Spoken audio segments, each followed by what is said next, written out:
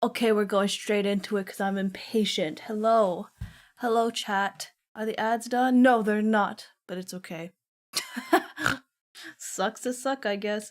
Anyway, hi.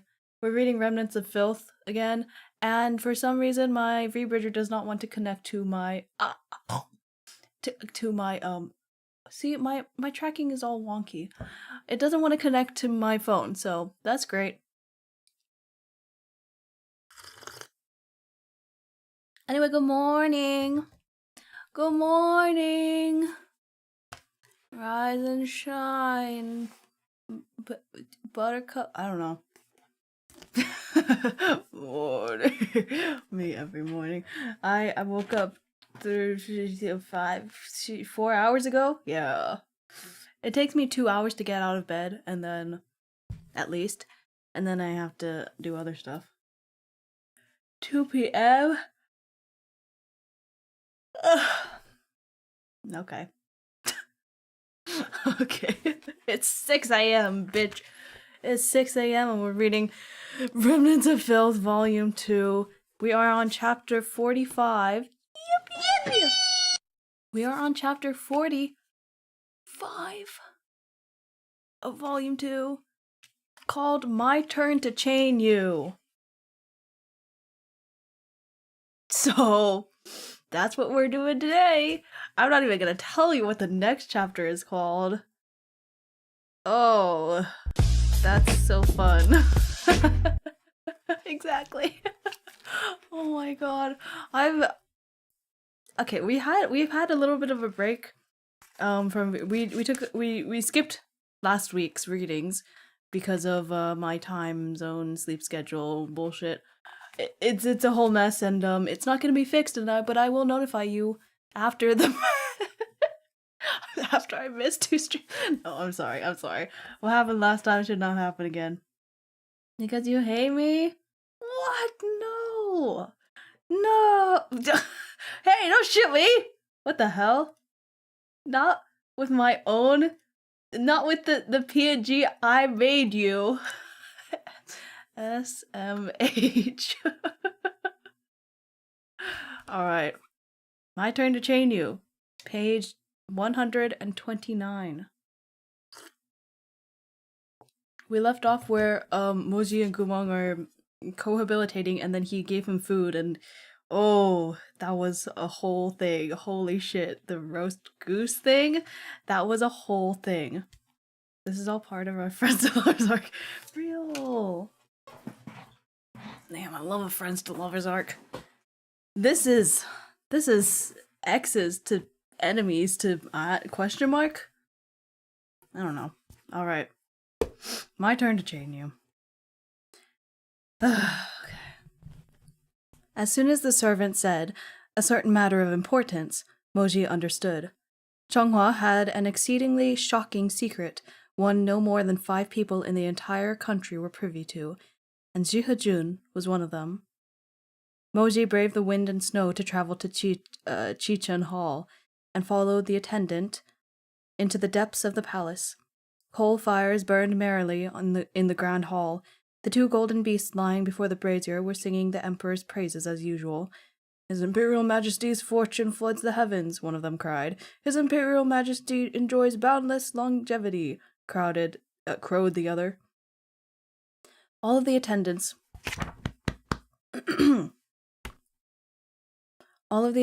and servants had already been dismissed. Only the emperor remained, reclining on the couch, with his face strangely pale. Sorry, I'm trying to make more room on my desk. Okay. Your Imperial Majesty. Stove? Who is Stove? Stove, you've finally come, the emperor said weakly. What does that mean? If you took any longer, we'd be dead. Moji said nothing. The emperor was being overdramatic, but this was indeed Chonghua's unspeakable secret. The emperor was ill. The ruler of the nation was afflicted with a freezing illness, a chronic disease for which there was no cure. Although it wasn't immediately life-threatening, its progression was dependent on the patient's constitution and their fate. What? It could take as few as 10 to 20 years, or as many as 30 to 50 years, but in the end, the illness paralyzed the body. Which was to say, no matter how much care the emperor took with his health, at best, he would succumb to complete paralysis when he reached his 50s. At the sight of the emperor's weary expression, Moji sighed. "Your Imperial Majesty, please relax," he said. "I'll take the cold from you." The emperor nodded and leaned back against the cushions. He rarely had such obvious weak spells. Flare-ups of this freezing disease caused tremendous suffering. Only after a fire and elemental cultivator drew out the cold and restored the blood circulation could the patient feel some relief. For this reason, the emperor sometimes called Moji his stove. Oh, okay, I get it now. The emperor closed his eyes while Moji transferred fire and elemental spiritual energy to him. After a few moments, the purple tinge around his lips finally faded. Without opening his eyes, the emperor sighed. "Thankfully, you were in the capital. Otherwise, we would have had to suffer. Even though Medicine Master Lin also has a fire and elemental core, his spiritual energy is not as great as yours. He wouldn't have been able to resolve our problem like you just did." The little golden beasts were still shrilly singing from beside the coal basin. "Fortune floods the heavens, boundless longevity." The emperor snorted. "Fortune, longevity, bullshit. In the past few months our disease has flared up more and more often. Who knows how much time we've got left? If our illness was made known to the court," he sneered, "those slavering beasts would probably rush to disembowel and devour us until nothing remained." At this point, he finally opened his eyes a sliver and gave Moji a canny look. "If such a day should ever come, Shihujun would guard the doors of the palace hall for us, wouldn't he?" Moji disliked such circuitous?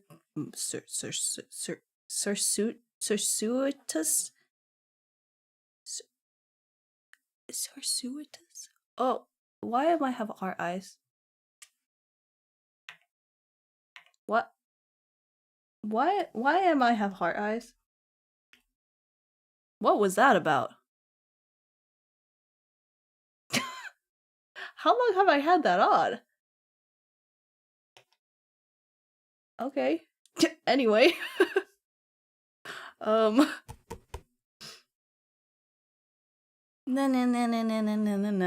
Moji disliked such circuitous talk. He knew the emperor was trying to ascertain his loyalties, so he said directly, "The vow of calamity has already been sworn. What doubts can your Imperial Majesty possibly have?" The emperor laughed. "We're only having a little chat." But Moji knew that this was no idle conversation. The emperor's position had come at a price, and he was suspicious of everyone. Many years ago, the emperor's birth mother had bribed the court physician to hide this illness of his. But the secret had been revealed when the previous emperor was near death. The late emperor thought that, if his son weakened while on the throne, Changhua would be subject to threats from without and turmoil from within. For the sake of his country, the late emperor had considered stripping the then crown prince of his title. But the late emperor was not blessed with many children. He only had this one son, as well as his two daughters, Yanping and Mengzi. If he disinherited his heir on his deathbed, would he have to appoint his daughter as emperor? It was a ludicrous thought. Oh, so ludicrous. The ascent of a female sovereign to the throne was completely unheard of in all the 9 provinces and 28 nations. The late emperor considered his brothers, as well as other sons who had been adopted into the Murong family. It was said that he had even intended to test the mettle of the child Murong Lian. Oh no. But before the late emperor could make alternative arrangements, his condition took a turn for the worse, and he passed not long after. The masses were kept ignorant of the reason the late emperor had thought to demote the crown prince on his deathbed. It was widely believed that delirium caused by his worsening illness was to blame. A few knew this secret had been marked with the most terrifying secret-keeping sigils, and thus hid the truth of the new emperor's disease deep within their hearts. The pleasant warmth of fire energy flowed through the Emperor's body, gradually dispelling the pain brought on by the freezing disease. The Emperor closed his eyes in repose for a spell.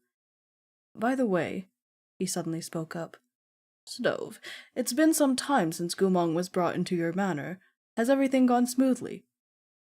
"It has." The Emperor felt silent. After a long moment, just when Moji thought he'd dropped the topic, he continued. Do you recall when we sent you a letter asking for counsel on Gumong's punishment 2 years ago? You hadn't much to say back then, but upon your return I've noticed that your views have changed." Moji didn't respond, instead continuing to quietly help the Emperor expel the cold. The Emperor didn't turn to look at him. He reclined listlessly on the low couch and continued to speak casually. "Stove, we know you're a devoted man. When you aren't in the presence of Gumong, you only remember the ways in which he mistreated you, but when actually faced with him, you can't stop yourself from thinking of him as your brother and comrade. Is that not so?" Drops of water pattered down from the clock in the hall. When the Emperor's cold had finally been dispelled and he no longer felt so unwell, he sighed. "In truth, you're still conflicted. We can tell." Moji remained silent. "You remember his malice, but you're unable to forget his kindness," the Emperor continued. "You hate that he yet lives, but if you were to really see his blood spilled, your heart couldn't handle it." "Your Imperial Majesty." This is only natural," the Emperor said wearily. In all honesty, we've known how highly you still regard your old camaraderie since the day you took the vow of calamity to protect the Northern Frontier Army without hesitation. That knife dug into your heart, but it didn't gouge out the past from your flesh. You cherish those old sentiments. There's nothing wrong with that." The cold had been fully dispelled. The Emperor sat up and began to straighten his clothing, and his features regained their usual stubborn willfulness. While he smoothed the creases in his robes, the Emperor looked up, fixing his eyes on Moji as he spoke. "But there's something we must tell you. A consideration that comes first." Moji didn't answer immediately. "Your Imperial Majesty need not warn me. I feel nothing for him." The Emperor chuckled raucously. "What? Raucously? Raucously? Hey, how do you pronounce that word? Raucously. How do you pronounce that word?" "If you truly felt nothing, you wouldn't have come to ask us for him." He retrieved a bracelet from the red sandalwood table and slowly filled with the beads.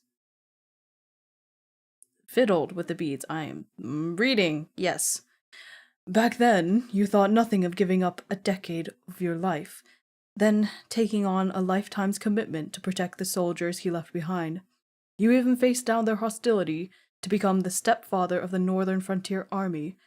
Now these acts of protection are supposed to be hate? Do you think we're foolish or blind?" Moji held his tongue. The Emperor was no longer smiling when he continued. "But, be that as it may, we wish to remind you that Gumong is guilty of the crime of treason. The reason we've allowed him to live thus far is not indifference to either of your reputations, but rather because he is still useful." As the Emperor spoke, his gaze did not wander from Moji's face. Gumong is an enemy, and his crimes are unpardoned. Chunghwa's citizens are all eager to see his head struck from his neck. The day we are finished with him, or he cannot... The day we are finished with him, or he can no longer be controlled, we will issue the decree for his execution. Moji's lashes quivered slightly. On that day, we don't want to see you get confused and stand with Gumong." Moji usually accepted orders with decisive quickness, but now he was silent. The Emperor arched an eyebrow. "If there's anything you'd like to say, Jihujun, you should say it outright. There isn't really, Moji replied. Truly. He did commit those crimes. His guilt is indisputable. Why are you so boring? Jihajin had done as the Emperor wished, yet somehow this made the Emperor feel rather dissatisfied. Why can't you at least make a cursory attempt to beg for leniency and let us refuse you, then beg us again only for us to refuse you again? That way, when you beg a third time, we can get thunderously angry and liven up the court with some excitement, instead of this staid tedium. Staid tedium? What is a staid tedium? I was answering your question, but I got busy. Well, okay, I have another question. What is staid tedium? What does that mean? That's another question. Moshi paused and looked up. Then I do have a request. Ah, that's more like it. I want to do it myself, Moshi said. Oh, shit. Oh, shit. Oh, shit. Shit, this is my favorite flavor. Do I have blush on? What is going on? What is going on? Are my hot... Oh, what? Have I had blush on this? Okay, whatever. Okay. That is top tier. Oh, okay. What? The Emperor asked in astonishment. On the day of Gumong's execution, I want to do it myself. Give us a moment. The Emperor held his forehead as he muttered. How come it's not going the way we thought? I ask your Imperial Majesty to permit this request. The Emperor had been rendered temporarily speechless. He sat motionless for a long while before he leaned back and clasped his hands. Truly, dearest friend and mortal foes, you gentlemen are so interesting. Moji looked back at him without comment. The Emperor's light brown eyes flickered as he continued. We fear you won't be able to do it. If the time comes when I cannot, I will hand it over for your Imperial Majesty to decide. The Emperor stared at Moji's face for some time, as if he wanted to unearth something from the other man's eyes, but failed to in the end. He heaved a sigh. Jihajun, why bother? He's just a brother from your youth, yet you insist on keeping watch over him, whether in life or in death. You. In this lifetime, I only had this one brother, Moji said. Both love and hate have passed through me. I no longer have any attachment. I only have this one request, and hope that your Imperial Majesty will grant it. He's so polite. The Emperor spun his string of beads and considered it for a moment, with his eyes closed, his mouth split into a grin. We won't. Moji said nothing. A gentleman's word is gold, as they say. You won't convince us so easily. The Emperor opened his eyes and set his bracelet down. This matter is best discussed at a later date. Moji seemed to have anticipated this and replied with no discernible surprise. Very well. The Emperor, on the other hand, was taken aback. Somewhat indignantly, he said, You won't carry on? Beg us? We'll refuse you again. Beg once more, and then we can lose our temper, and thus liven up the court. Moji refused to indulge his sovereign's perverse sense of humor, and instead bowed in obeisance. Since your Imperial Majesty has completely recovered, I won't continue to impose. The hour is late. I'll take my leave. Your Majesty... He's kind of... Is he a little...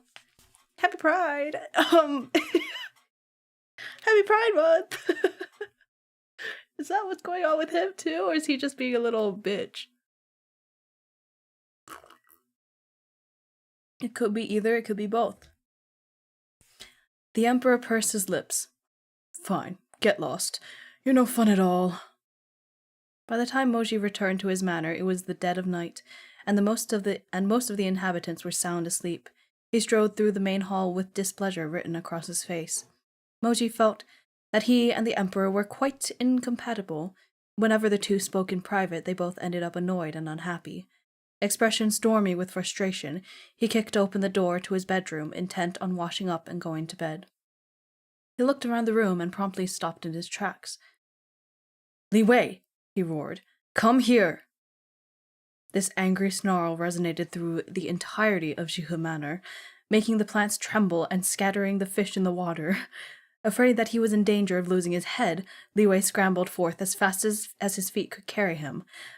My lord is back. Your servant was just feeding the horses in the stables, and thus was unable to welcome you. My lord is magnanimous. Thank you for your forbearance." Moji turned his head darkly, his gaze raking down Li Wei's figure like a pair of cold blades before eventually returning to land on his face.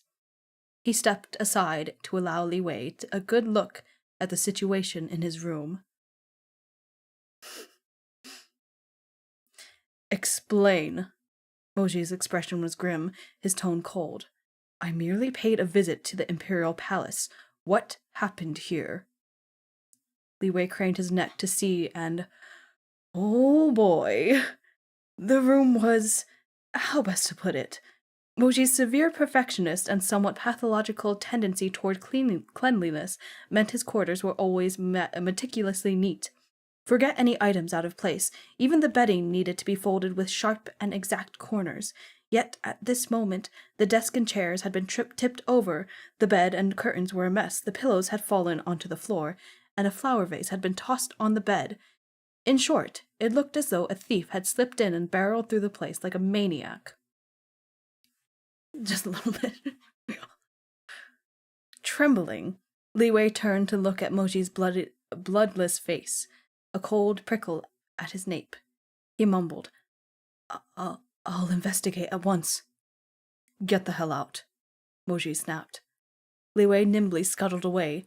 Before the span of time it took to have a cup of tea had elapsed, he scuttled right back in. Moji was still standing in the room, staring at his bed. He turned to address Li Wei. "What do you have to say?" he said stiffly. Li Wei wiped the sweat that had beaded on his forehead from his run. "He's one hell of a talent," he said, adding with a softer mumble, "Honestly, what the hell?" Li Wei swallowed audibly, the jut of his throat bobbing. He struggled to find the words he needed. Finally, just as Moji was about to lose his temper entirely, Li Wei slapped his thigh and exclaimed, "It's simply impossible to describe, my lord. Come with me and take a look. That fiend is a damned genius." Moji had heard enough of Li Wei's vague pronouncements, so he followed him to the woodshed in the rear courtyard.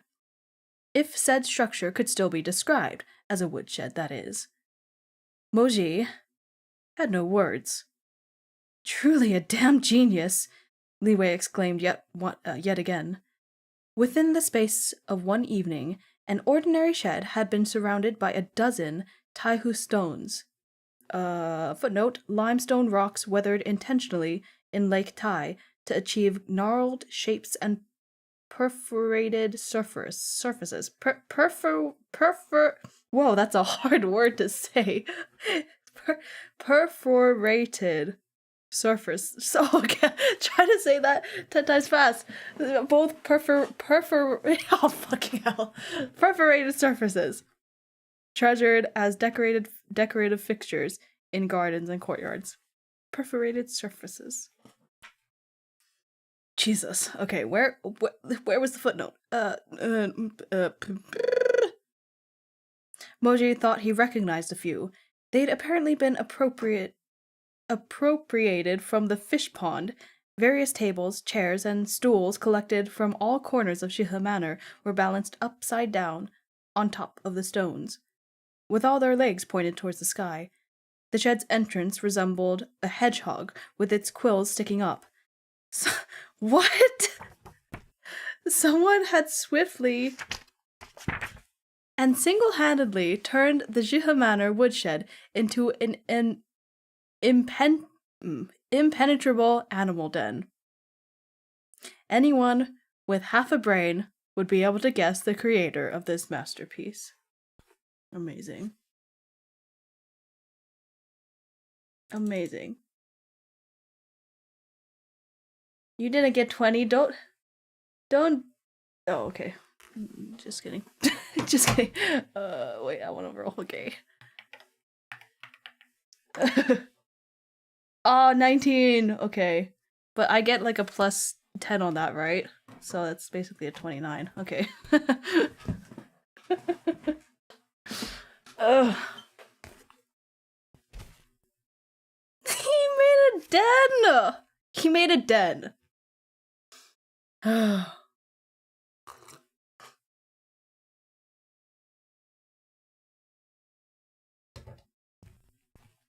Oh my god, my foot's asleep. I'm sorry. I'm like stalling because my foot. I'm like, ugh.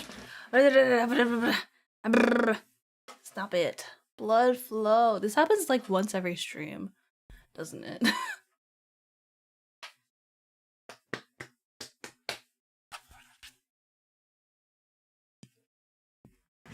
I'll ignore it the best I can. Li Wei's eyes were sharp. He pointed to the blanket hung over the entrance and wondered out loud. Huh? Jihujun, isn't this from your bed? Of course it was from his bed. That was the snow silk blanket he meticulously folded every morning, and now it had become the curtain of the bandit king's lair. Li Wei, afraid that Moji might really make himself sick from anger, hastily spoke up again. My lord, this is a good thing. Moji was feeling faint. Good? He bit out. Think about it, Li Wei wheedled. Before Gumong was seeking out the rice barrels and wine cellar as hideouts, what did that mean? It meant that he was ready to flee at any time and wouldn't listen to commands, my lord, not even yours. And now? Now, Li Wei cleared his throat and continued in a firm voice. Gumong has, with great effort, furnished himself a custom bedroom in Jihe Manor. Moji pressed a palm to the pounding vein in his temple and cut Li Wei off. I didn't realize your eyesight had gotten so bad. No, you're right. It's not quite a bedroom. Li Wei took another look at the fortress of Taihum stones and, after a moment's thought, landed on a more suitable turn of phrase. Den. He built himself a den, he continued. Animals build dens and birds build nests for the same reasons humans build homes. To settle down somewhere for a long time. This demonstrates that Gumong has been tamed by my wise and powerful lord. From now on, he'll be aware that he's here on account of your generosity. If my lord says to go left, he won't dare to go right. If my lord says to stop walking, he won't dare move even if someone threatened to break his bones. Li Wei was still spouting this eloquent stream of flattery when a rustling came from behind. The two turned just in time to catch Gumong hauling over a pile of bedding that he'd filched from who knows where. A scraggly black dog followed in his heels. It looked to be the same one that had been inseparable from him at Lome Pavilion. At some point, the dog must have snuck out and gone on a quest to return to Gumong's side. Oh, I'm dying. I'm dead. Oh no. Oh no, that's so cute. This is funny. Oh my god. All of them, 3 humans and 1 dog, came abruptly face to face. Blanket thief Gumong froze in place. So did Moshi. No one said a word. After a beat of silence, Gumong noisily flung the bedding over his head and calmly asked, Can you still see me? It took Moji a moment to reply. What do you think? Gumong fidgeted uneasily beneath the blankets. Then he turned on his heel and sprinted away, feet pattering against the ground. The black dog ran after him happily, barking at every step. Just as man and dog were about to turn the corner and vanish, Moji shouted, both furious and flabbergasted, Get back here! He was ignored. Gumong's footfalls only quickened as he sped up. Moji leveled an icy stare at Li Wei, who was standing to the side, engrossed in the spectacle. What was it you said? He bit out. Say stop walking and he won't dare move. Well, Li Wei replied, guiltily. Gumong was once the beast of the altar, after all. His beastliness still remains, even though his mind's a shamble. But look, my lord, he is much more willing to talk to you now, isn't that so? Moji responded in a towering fury. Talk to me? What nonsense! Why haven't you dealt with the mess in my room yet? Right away, Li Wei said, stepping forward to take the blanket from where Gumong had hung it over the Taihu stones. Moji stopped him. What are you doing? Putting it in the laundry? Moji was choking on rage. You think I'd still want a blanket Gumong used as a curtain? He snapped. Go to the storeroom and grab a new one. Li Wei made a quick noise of assent and diligently ran off. Moji remained stuck to where he was, staring first at the hastily retreating man, then at the corner around which Gumong and the dog had disappeared. Finally, he turned to stare at the den Gumong had left behind. He raised his hand to massage his nape, which throbbed with stress. It felt like he had exhausted a lifetime's worth of anger in these few days. Fucking hell. At this rate, he might as well go back to guard the frontier. If he continued to suffer trial after trial like this, he could probably ascend. However, Shihujun, General Mo, was young yet. He was blunt and taciturn, with all his emotions written on his face. Unfortunately, the court was unlike the military. Here, passionate loyalty receded like the tides, while political intrigue and two-faced lies surged on. It was clear that his frustrations upon returning to the imperial capital had only just begun. Hello, none with a gun. Hello and welcome again. Why did you say die quietly? Why did you say die quietly? What was the context of that?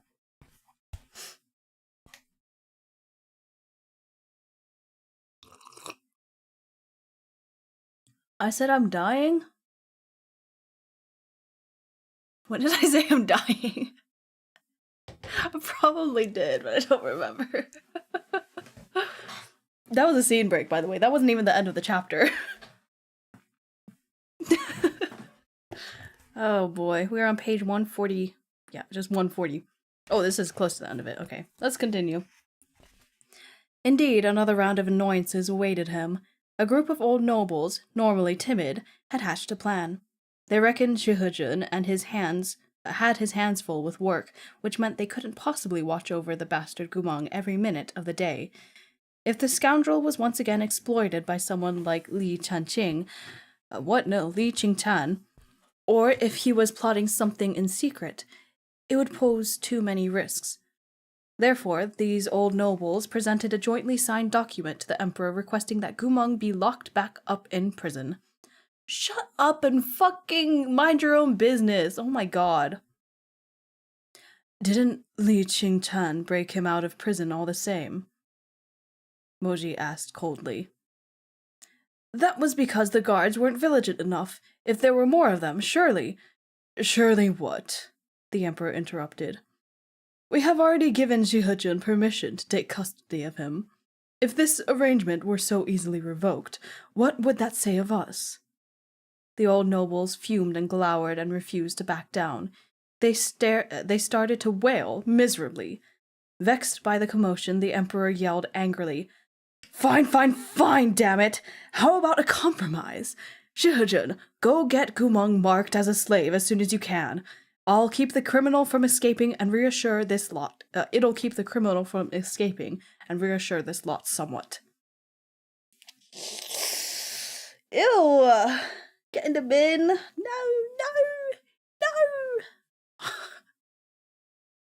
At the words, marked as a slave, Moji's heart stuttered. He looked up at the man on the throne.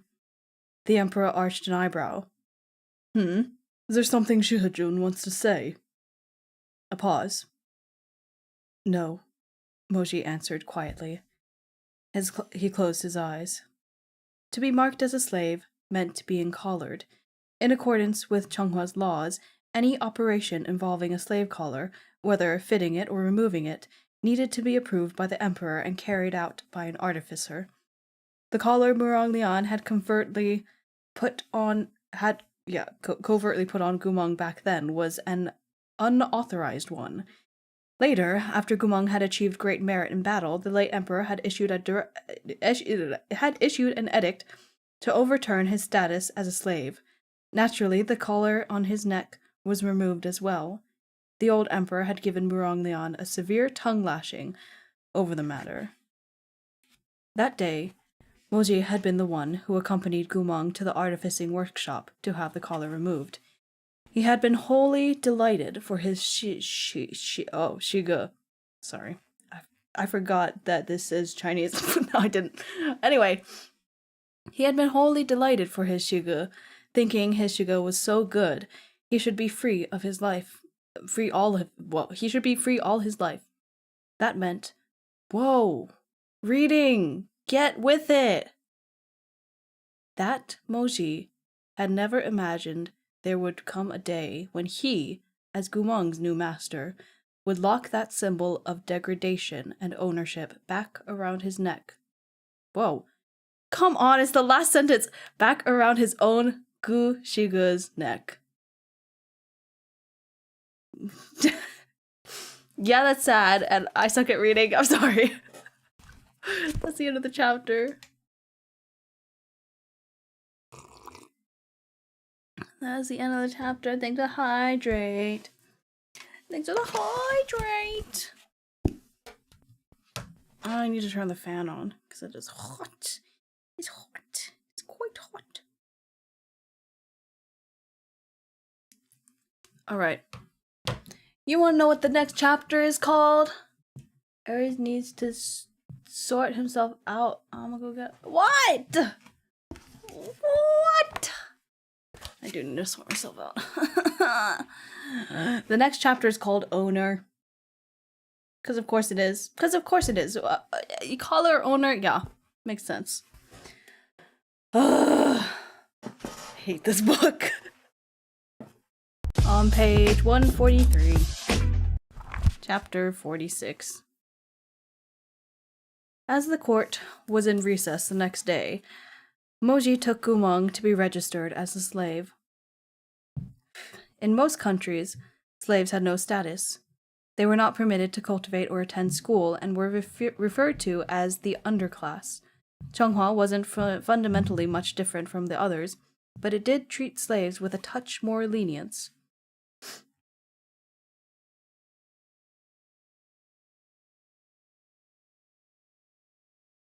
Sorry, distraction. Lenience. Under the late emperor, Chonghua had abolished the demeaning term, the underclass, and made exceptions for slaves with aptitude. These few could enter the academy and cultivate spiritual cores. The late emperor had even appointed someone born as a slave to the rank of general, and thereby allowed them to organize troops and serve their nature. What? Their nation? Can I please have my reading brain turned down? Please! Please! No, nothing is working today.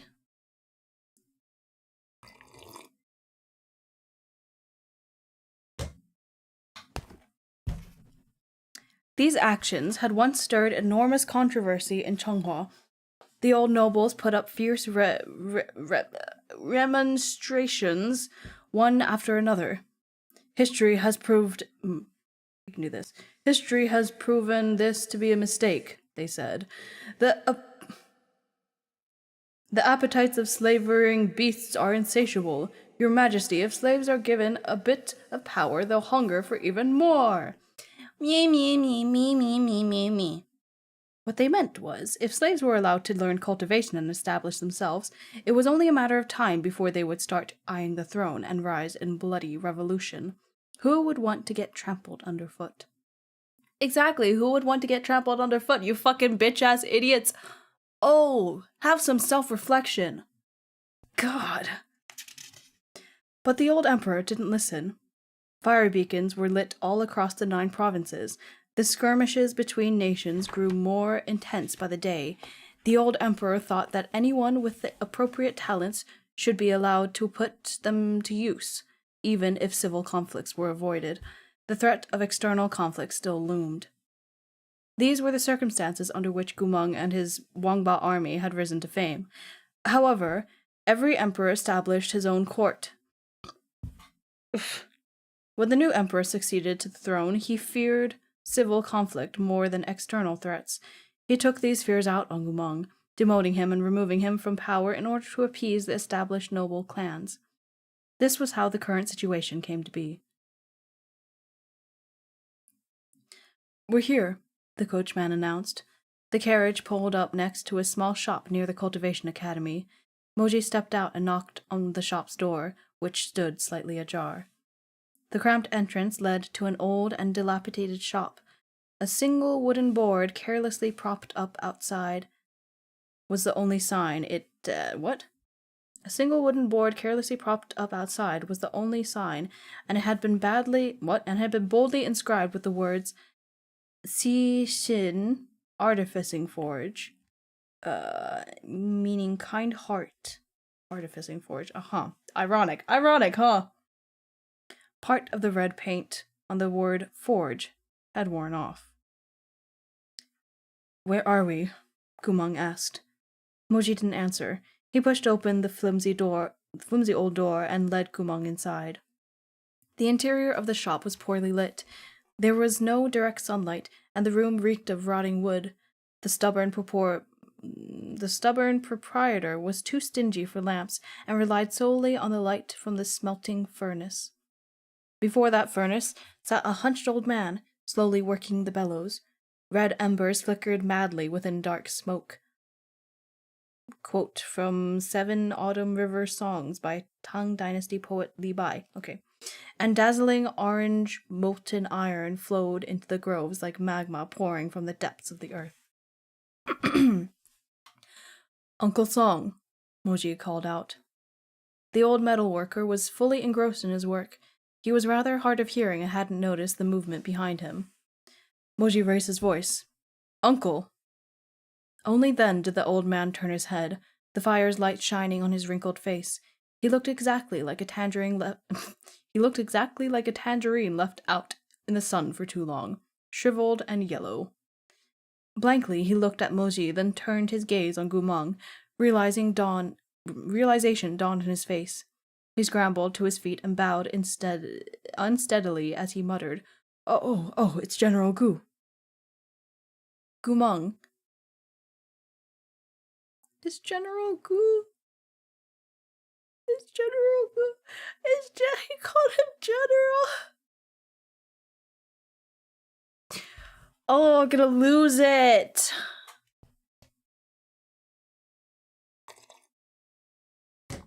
Oh my god. Gumeng remained rooted on the spot, thoroughly perplexed. "Do you mind? Do you fucking mind?" You missed it. You missed it. You missed your chance. Dang. Sucks to suck.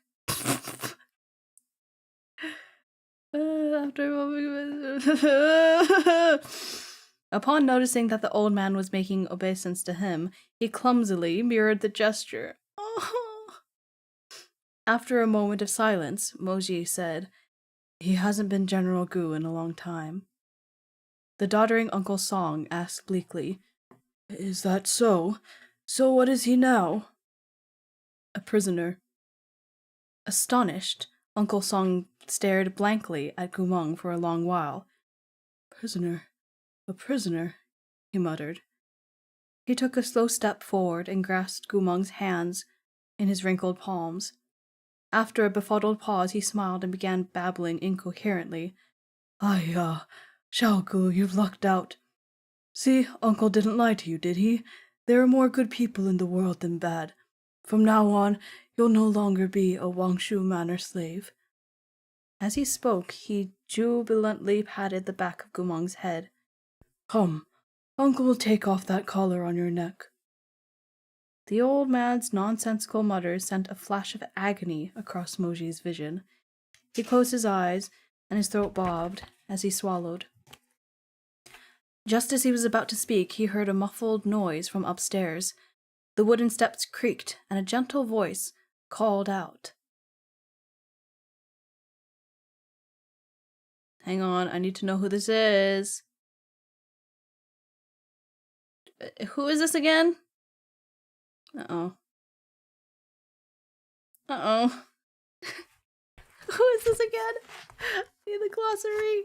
I need the glossary. Characters. Characters.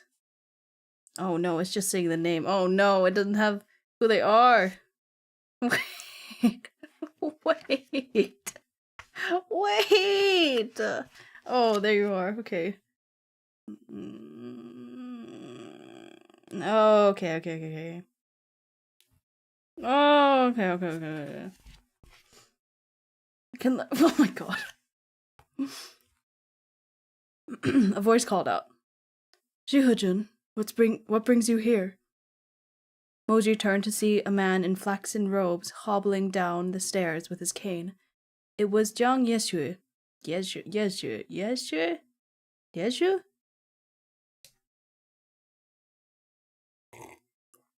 Jiang Yezhu was the owner of this artificing forge. Uncle Song had been an artificer in Yue Manor and had been Jiang Yezhu's first and oldest mentor. After Jiang Yezhu was cast out of the Yue clan, this old retainer was the only one willing to take him in. I brought him to be registered as a slave, Moji said. Jiang Yezhu was startled. Who? Moji's turned his tail. Oh, I think that's a typo. Typo! God damn it! Moji turned his tail. No, that's wrong. Even that is wrong. Turned his tall and stately figure to reveal Gu Meng behind him, who was looking around inquisitively. Ah, General Gu, Jiang Yezhu muttered. Uncle Song wasn't about to be left out of the conversation. He slapped his disciple's back with one bark-like hand. Today's a good day, Yezhu, take a look, he said happily. Our Xiaogu's made it now. Isn't he the first slave to have his status revoked? How hard it must have been. After a moment, Jiang Yezhu sighed. Shifu, that all happened long ago. I misremembered something again? Uncle Song asked, perplexed. Yes, back then, I could still walk and run. Jiang Yezhu lowered his lashes and smiled as he spoke to the old man. Shifu, you're retired. Why don't you go rest? Did I say you're tired? Okay. Jiang Yezhu helped the old man out of the room and settled him before he returned to Moji and Gu Meng. My apologies, Jihujun. Shifu hasn't been making much sense these past few years. Please don't hold it against him. Of course not, Moji replied. Gu Meng blinked and echoed Moji's words. Of course not.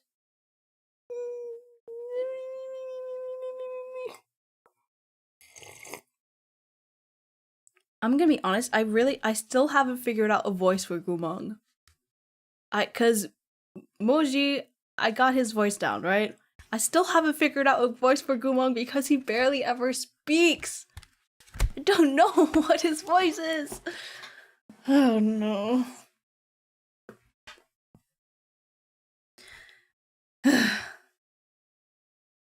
Moji glanced at him. Today, the gaze he leveled at Gu Meng wasn't sharp, but rather slightly cryptic, as though enshrouded in the shadow of the past. Jiang Yezhu saw all this pass between them and heaved a soft sigh. If he's to be registered as a slave, please follow me upstairs. But your legs, Moji began. I have a cane.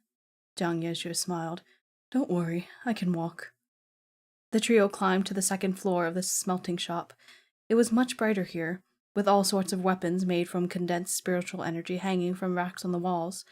Nowadays, the weapons wielded by cultivators were most often forged with spiritual energy. After a cultivator went to an artificing forge and selected a weapon they liked, the artificer would meld the weapon with the cultivator's spiritual core. Whenever they wanted to use the weapon, they only needed to think the incantation and the weapon would be summoned. These types of weapons weren't as powerful as holy weapons, but they were still formidable, as the principles behind their creation were similar. In an effort to create even more fearsome weapons, artificers traveled the land to seek out different types of spiritual ingredients. The beaks of fire phoenixes, the claws of Jiao dragons, the tusks of sky-swallowing white elephants. The more fiendish the spirit, the beast, the stronger the spiritual power, and the more formidable the resulting weapon. Some artificers even forged vengeful spirits into their weapons, which would summon said spirits in battle. The water demon talisman passed down through Wang Shujun's family was an excellent example of this. Rumor said it had been created with 9,000 drowned ghosts that seethed with resentment. The same idea was also behind the forging of the sword spirit Li Qing Chan, but Jiang Yeju's artificing forge was different. Forget the old man downstairs, half blind and ridiculously senile. Jiang Yeju himself was a soft-hearted man whose kindness bordered on absurdity. He couldn't bear to step on an ant, let alone fight phoenixes and slaughter dragons. The thought was completely ludicrous. The spiritual energy we use in our weapons is all derived from flora, said Jiang Yeju. He turned and saw that Moji was staring at his windowsill, which made him feel somewhat self-conscious. The spiritual forms drying on the sill were all soft and pliable. One could tell at a glance that they were not very useful. The kids from the Cultivation Academy come here to buy weapons. They're unlikely to hurt themselves with these. Why did you redeem a British accent? Why did you do that? Why did you do that?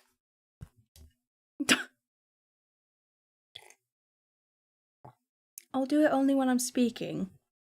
But when I'm reading, I'll do my normal one. For the character you get by the voice. Kumong is British! Oh no! No. Oh my god. There's nothing wrong with that, said Moji. Jiang Yeju offered him a small smile. Stop! Oh my god. Stop! No, I'm reading! Leave me alone! Oh my goodness. I'm continuing to read. I'm ignoring you. Stupid. Jiang Yeju offered him a small smile. His artificing techniques had originated within the Yue clan, but the way he put them into practice was entirely different. You're distracting me! Stop it! Yue Juntian pursued sheer power above all else, and Murong Chui didn't care if his inventions were cruel. Since he was a boy, Jiang Yeju had always clashed with his father due to their philosophical differences. It was often the case that, unless they met with extreme suffering, people's beliefs were difficult to change. However, Moji thought that even if Jiang Yeju hadn't lost his wife, he still would have eventually parted ways with the Yue clan. Jiang Yeju retrieved an iron box from a shelf piled high with artificing materials. He brushed off the dust and brought it over to Moji and Gumong. Years ago, Moji had accompanied Gumong to remove his slave collar, so he was intimately familiar with this box. Knowing this, Jiang Yeju hesitated and glanced at Moji. Jihejun, I'm about to perform this spell, he said. Would you like to step out of the room? Moji's features were perfectly composed. He looked at the pitch-black box without any hint of emotion. I'm fine. Okay, then I'll begin. Zhang Yezhe put the box on the floor and then spoke to Gumeng. Gu. He had already opened his mouth, but he still didn't know how best to address him. In the end, he sighed. You. Please sit. Please close your eyes. Put your hand on the box. Gumeng calmly obeyed the first two requests, but he refused the last one. He opened his eyes again, stared at the box for a time, then finally mumbled. I don't like this thing. He looked up at Moji.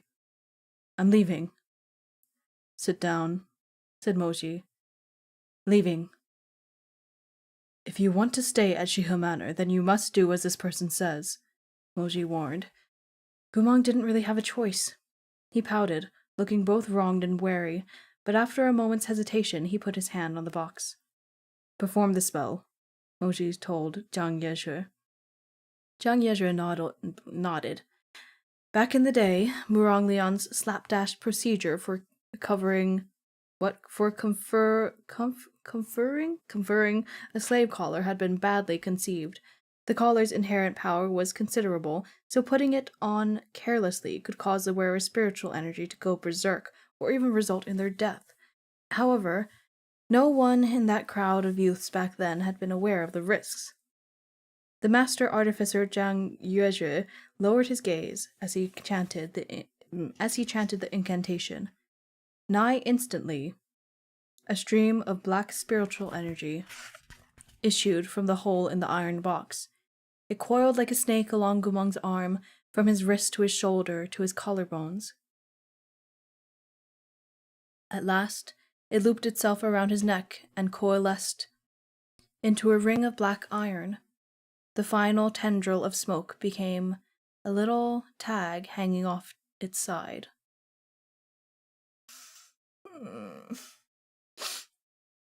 It's done. Gumeng opened his eyes and touched his neck without a word. Very quickly he reached up again, this time turning his head and mumbling pensively. Necklace.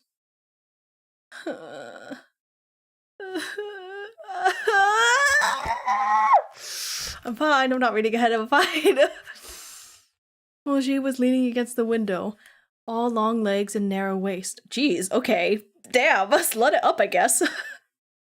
When he heard Gumeng say this, he stared blankly. What? Did you give me a necklace? Gumeng asked in astonishment. Silence. Moji didn't respond, but Zhang Yezhe couldn't help himself and nodded. At this, Gumeng's blue eyes sparkled brilliantly. He touched his slave collar again and again, his face shining with cautious joy, looking every bit as kind and gentle as it had in the past. He turned to Moji and said, Thank you. The humid breeze blew in through the window, ruffling the wisps of hair at Moji's temples. He stood with his arms crossed, wordlessly studying Gumeng's profile from a few feet away. The Gumeng before him was like shattered fragments of the formal General Gu. Moji wanted to see the shadow of his old friend in him, but in the end, this was all he could get. Those jagged shards left the rims of his eyes red and stinging. While no one was looking, he closed his eyes in despair and swallowed with difficulty. Many years ago, it had also been on the second floor of Xixin Forge, in this very room, that the young Gumeng had likewise touched a slave collar, his smile radiant. That collar had been removed by Uncle Song. It's over, Gu Shishong. Damn. You won't belong to Murong Lian anymore. Moji, glancing at Gumeng's face, had said solemnly, You're free now. Back then the collar was being taken off, and Gumeng had been smiling. Time had slipped between them, bringing change with its passage. Now the collar was being put on, yet Gumeng was still smiling. Now nothing seemed to have changed, but Moji felt as though a bitter olive was stuck in his throat, and no matter how hard he tried, he couldn't swallow it. This bitterness felt like it would follow him for the rest of his life. Wait a moment, Jiang Yezhi said to Gumang. It's not over yet. I still need to add a few words to this necklace. What words? Your name and registry number. He flipped through Chonghua's slave registry records to look up the number of Gumang's collar. Here, 790. Gumang didn't know what this meant. He sat listening without comprehension. Jiang Yezhi used his spiritual energy to engrave those characteristics onto the collar. After he finished with the front, he flipped the tag around. This time he looked not at Gumang, but rather at Moji, who stood with the light from the window behind him, his face cast in shadow. Jihujin, for the other side. Let's not, Moji said. But I'm afraid it may be against the rules. If we're not inscribing an individual's name, it should at least be a noble's family name, or the name of the manor. None of that is necessary. Moji paused, then turned away. Jihujin sighed. But the other side still needs to be engraved? Gumang piped up. With what? I'm sorry, I keep getting in his baby voice because he's so baby in this. Oh, I can't help it. I know he probably doesn't sound like that, but oh my god. I really can't help it. Ow. It does, Jiang Yezhi told him. It needs to be engraved with your lord's name. Gumang furrowed his brow thoughtfully for a moment. Just as Moji was about to impatiently tell him that they were leaving, he solemnly said, I know whose name to carve. He turned to look at Moji. Yours. A pause. What are you talking about? Moji retorted. You're my lord. Lots of people call you that. Moji closed his eyes, brows dipping in a deep frown. You talk too much. Hurry up and come with me. We can't engrave your name? No, Moji snapped. For some reason, the mere thought of his name inscribed in something looped around Gumang's neck sent a burst of frustrated heat coursing through his blood. He shook his head in annoyance, as if shaking off a mosquito that disturbed his peace. Grabbing Gumang by the back of his robe collar, he pulled him upright and said to Jiang Yezhi, Qingshu Elder, farewell. I'll see you off then, Jiang Yezhi replied. There's no need to trouble yourself with your condition. Jiang Yezhi smiled. It's nothing, don't worry about it. Besides, I need to go to the West Street for some pine oil anyway. Wait a moment, I'll grab some money. Where's your wheelchair? Moji asked. I'll fetch it for you. It's not good to be sitting all the time. My cane will suffice. Jiang Yezhi slipped some coins into his changkun pouch. Let's go. The three of them headed to the general shop on the West Street. Jiang Yezhi asked the shopkeeper for 2 jugs of pine oil. As he was waiting for the shopkeeper to fill the bottles, the curtain at the door fluttered and a youth strode in. Hey, shopkeeper, the youth hollered. Have all the things we've ordered arrived yet? The shout was followed by a cold and stern voice. Oh my, oops. I thought it meant an actual youth, like a child. Okay. This is just... Oh my god. Who is speaking? Okay. Behave, Yue Chunqing. Don't jump around like that in here. Moji and Jiang Yezhi turned their heads to see Yue Chunqing, who had just blown in like a winter gale. One step behind him was the white-robed Murong Chuyi. Neither party had expected such a chance meeting. The two groups stared at each other blankly. Murong Chuyi seemed especially taken aback. His severe phoenix eyes fell on Jiang Yezhi and immediately narrowed. Neither spoke. The atmosphere turned tense. Murong Chuyi's older sister was what the hell? Was Yue Juntian's first wife, while Jiang Yezhi's mother was Yue Juntian's concubine. Hang on. His older sister for first wife, while Mother. Oh, brain. Brain! What is it? Oh my god. Okay, so sister, first wife. So they're all related to Yue Juntian in some way. Okay, kind of, sort of. Who is Juntian? Who is that? I don't even know who that is. Oh my god, this book is so confusing. Both women had since passed, but the events of those years remained fresh in the memories of these two members of the younger generation. Chuyi, Jiang Yezhi said quietly. Murong Chuyi didn't say anything. With a sweep of his sleeves, he turned to leave. Yue Chenqing hastily tried to call him back. Fourth uncle!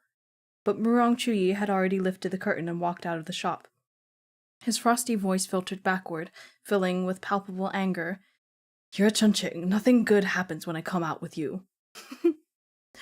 In a moment of desperation, Yue Chenqing completely ignored Jiang Yezhu as he stomped his feet and cried, Fourth uncle, it's not like I knew he was here. Don't go, wait for me. But Murong Chuyi replied, Don't follow me. Oh my god. How could Yue Chenqing dare disobey? He stood there dejected, looking back at everyone else. It's just so silly. The room fell quiet. Jiang Yezhi let out a sigh and finally broke the silence. Chenqing, Chuyi still treats you like this?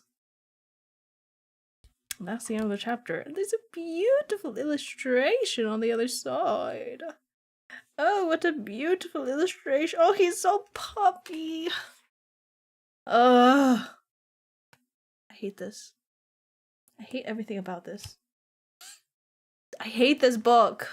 God. It hurts. It hurts me. It hurts me very much. Oh, he has a little braid in his hair. Wait, okay, that's cute. I need to know this. Moji has a little braid in his hair. And, Gumong is just a puppy. What can I say? He has my eyebrows. Well, my natural eyebrows. Not like these eyebrows. These are like... I shaped these eyebrows. Alright, I'm gonna go, that's the end of the chapter, so I am going to go feed the dog real quick. And, we'll get back to another chapter right afterwards. Okay? Probably just one more, because, I don't know if I have it in me for 2 more. No, that's the other book, but I also hate the other book, too. Alright, I will be right back. In a second. I'm sorry, to yawn and stretch. Okay, BRB. 3, 2, 1, go.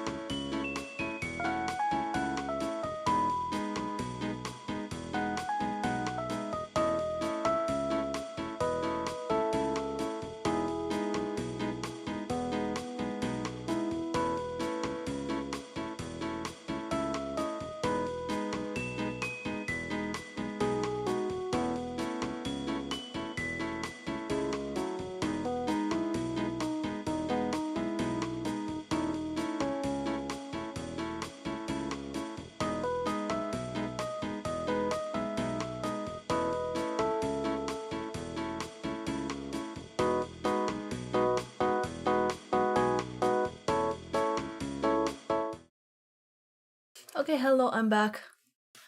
I am back. Yes. Yes. Yes, indeed. Guess what? I kind of broke my knee yesterday. Not broke it, but I kind of dislocated some part of it in some way. So going up and down stairs is really difficult for me right now. But it's okay. I have my knee brace on. I have my knee brace. I have my knee brace for when I need to walk around. Ugh, alright. Here we go. Here we go, bitches.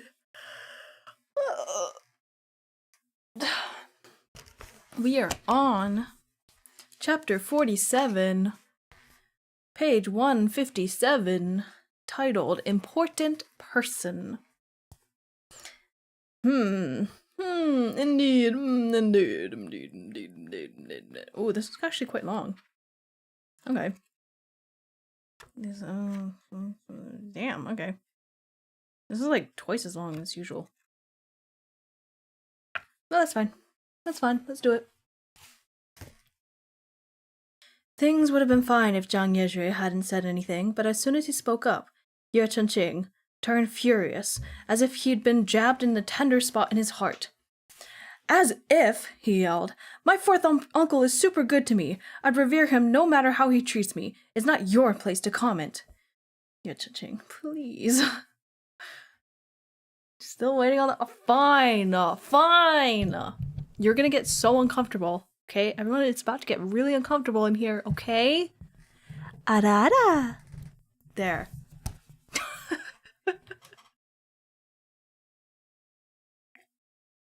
Now we're all uncomfortable. There. Oh my god. That's not what I meant. Faced with the sight of Ye Chengqing fuming with anger, Jiang Yezhi found himself at a loss. Just what? If we hadn't bumped into you, fourth uncle wouldn't have left. He promised to teach me how to choose spirit stones today. This is your fault. You made him leave. Consumed by his animosity towards Jiang Yezhi, Ye Chengqing turned away with his arms crossed as soon as he finished yelling, unwilling to even look at him. Jiang Yezhi, clearly wounded by this treatment, summoned a forced smile and did his best to smooth things over. You've already started to learn the grades of spirit stones? This is very difficult to master and requires careful guidance. If you want, I can— Ye Chengqing pouted. No, you can't. I don't want you teaching me at all. You're nothing compared to my fourth uncle. Jiang Yezhi fell silent and lowered his eyes. After a while, he said, You're right. I really can't compare with Chu Yi. My apologies, Jiang Yezhi replied quietly. Ye Chengqing wasn't a cruel person. His words were thoughtlessly blurted out of anger. After venting his emotions, he became somewhat calmer, and, upon hearing a note of tearful despondence in Jiang Yezhi's voice, felt that he had probably spoken too harshly. He glanced furtively at Jiang Yezhi, but his eyes quickly darted away in distance.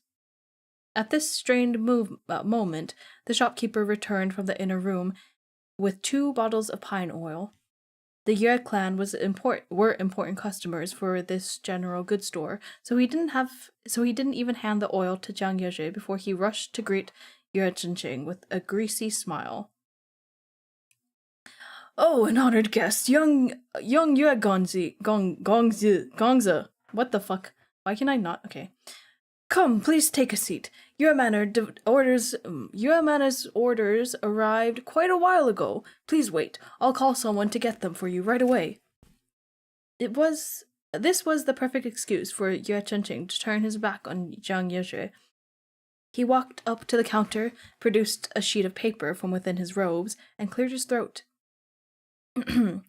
We need to add these items to the list too. My papa and fourth uncle always need them, so deliver them with the rest, okay? Alrighty. The shopkeeper loved it when customers added items at the last minute. He took the paper and perused it with a smile. Suddenly, his smile froze. Ye Chengqing was leaning comfortably over the counter, propped propped up on his elbows. Oh, sorry, my ear is hurting for some reason. Yeah. What is it? Are you out of stock again? How come you're always out of stock? Yeo Ching asked, somewhat irked. Fourth uncle thinks I'm useless whenever I can't get everything he asked for. He was pretty displeased last time, and if it's the same again today, then he'll... Yeo Ching's hair stood on end at the very thought. He shuddered. I better go to a different shop. The shopkeeper instantly grew anxious. Ah, no, he cried. Young Gongzi, you've misunderstood. A few of these items need to be checked over in the inventory, that's all. Please take a seat. After the items you've requested, all the items you requested will be ready shortly. He turned and called behind him. Adu, come here. The shop assistant diligently scurried forward. The shopkeeper pulled him into a back room and whispered something in his ear. By the time the shopkeeper emerged again, he had a warm and friendly smile on his face once more.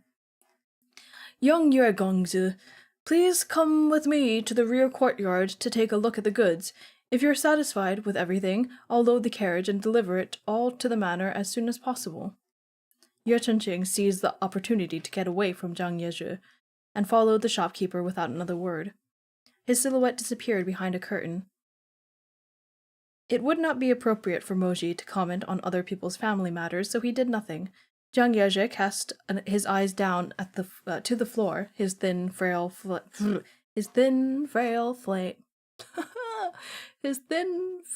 frame cutting an unremarkable figure in the corner where he stood. He strove to appear unbothered, but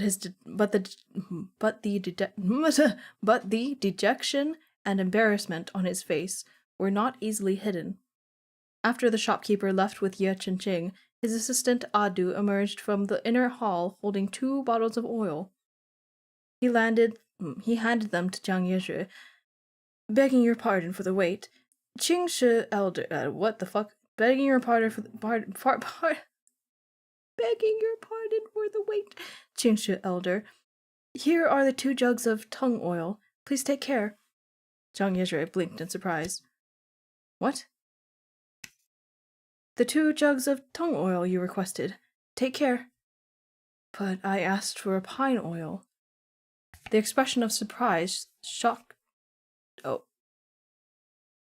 The expression of supposed shock on Adu's face was clumsy as could be. Is that so? He stammered. He was probably unused to lying and flushed red halfway through his sentence. The shopkeeper clearly said tongue oil. Could I have misunderstood? Zhang Yezhi was still perplexed. Then I'll have to trouble you to exchange it. Adu winced. You want pine oil? Oh, wait, okay, hang on, that was Zhang Yezhi. Then I'll have to trouble you to exchange it, okay. You want pine oil? Our pine oil is all sold out today. How about you come another... The assistant was interrupted by a deep, cold voice. How many times do you want him to make the trip on those legs of his? It was Moji, emerging from behind the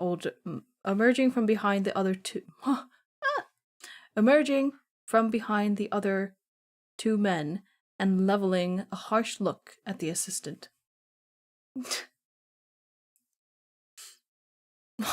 Why has come an ukulele after me? Amazing. It's a come.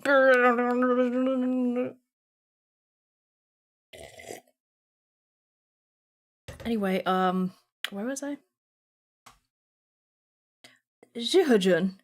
Moji's gaze was incisive as he asked in frigid tones. What was that?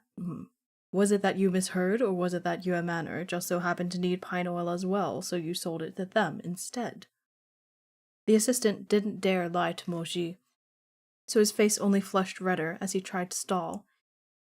By the time Zhang Yezhi had realized what was going on, he sighed softly and said to Moji, It doesn't matter. My shop isn't too far away from here anyway. I'll yield to Chunqing so he doesn't have to run all over the place. It's too cold out, and coming here isn't easy for him. I know that Chuyi's temper. This guy's a spry little man. He can be there whenever he needs to. My God. Gumong's eyes flitted back and forth as he watched this conversation from the sidelines. I forgot he was here. He reached up to touch the slave collar on his neck, perhaps recalling that Jiang Yezhi was a kind person who had given him this necklace. He ducked out of the room and darted into the garden without warning. Before anyone could stop him, he had pulled Yue Chenqing back into the shop. Yue Chenqing's small face was bright red from being dragged in by Gumong by the collar of his fur coat. What are you doing? He sputtered. You little turtle, get off me! He said, let go of me, my bad. Let go of me. Gumong didn't release Yue Chenqing until he had hauled him all the way over to Jiang Yezhi. What are you doing? Yue Chenqing whined, massaging his neck. Want pine oil, Gumong parroted. You want pine oil? Gumong pointed at the embarrassed Jiang Yezhi. He does. I don't. Yue Chenqing couldn't help but look at Jiang Yezhi, but almost immediately tore his gaze away again. No, that's what my fourth uncle wants, he grumbled. Gumong said, he was here first. Yue Chenqing fell silent. Clients who come first are served first. The shopkeeper had also rushed back into the room and was rendered helpless upon witnessing this scene. He smiled sheepishly. Unsure of what to say, Yue Chenqing had finally gotten the gist of the situation. Being a reasonable person, he quickly turned to the shopkeeper, wide-eyed. Shopkeeper, surely you couldn't have promised to sell the pine oil to him, then gone back on your word because you didn't want me to leave. I didn't, the shopkeeper blurted out. I just misheard. Yue Chenqing saw the shopkeeper panicking and saw what had happened clearly. And now you're lying about it? He cried, enraged. You big bad dog! I forgot he can't curse. He doesn't know how to curse. The gag will always get me. Jiang Yezhi didn't like to cause trouble. He shook his head. It's no problem. I'm in no rush. Young Ye Gongzi, keep the oil. I'll be taking my leave. He leaned on his cane and lowered his head as he slowly made his way to the exit. After witnessing the man's repeated humiliations, Yue Chenqing stood rooted to the spot for a long interval, wearing an expression of blank discontent. When Jiang Yezhi reached the door, his conscience could finally bear no more. He shouted, Hey! The instant Yue Chenqing opened his mouth, he regretted it. Damn it! His papa, his uncle, and his fourth uncle all disliked this person. If they knew that Yue Chenqing had spoken to him, they might skin him alive. But Jiang Yezhi had already stopped in his tracks. Yue Chenqing had no choice but to brace himself and press on. Why do you want the pine oil? To make some talismans. Oh, Yue Chenqing cocked his head. His curiosity got the better of him and asked, hesitant. When Li Qingchan was causing trouble, was it you who gave those talismans of indestructibility to the poor? Jiang Yezhi said nothing. Embarrassed, Yue Chenqing shot him another glance. Finally, Jiang Yezhi sighed. It's cold out. You shouldn't be running all over the city. Get your shopping done and go home. Don't make your fourth uncle angry again. With that, he lifted the entrance curtain and walked out, leaving Yue Chenqing standing in a daze. Yue Chenqing caught Moji's eye and mumbled, confused and hurt. Shihajun, These were the matters of the Yue clan. Moji only shook his head in silence and followed Jiang Yezhi out of the shop. They accompanied Jiang Yezhi back to the forge. It was dusk when they parted ways. As they made their way home, Gumong suddenly asked, Moji, that Jiang Yezhi, why did he let White Bird have the oil? The White Bird? White bird! Oh my god, my nose. I'm sorry. White bird? White bird? That guy who called me a little turtle. With a start, Moji realized that Gumong was referring to Yue Chen-ching, who had been wearing a thick white coat with a fur collar. Gumong must have thought he looked like a white bird, he explained, because Zhang Yezhe is his daga. If you're a daga, you have to let other people take your things. Moji was silent for a spell. No, those other two people were important to him, so he let them have their way. Just like that Shishong who let you eat roast goose?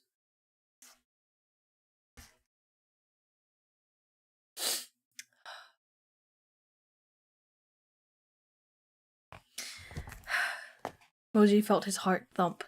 It took him a moment to respond. You think that Shishong thought I was important? Gumong thought it over. Roast goose is tasty. He gave it to you. You are important. Moji cast him a strange look and paused for a second before responding.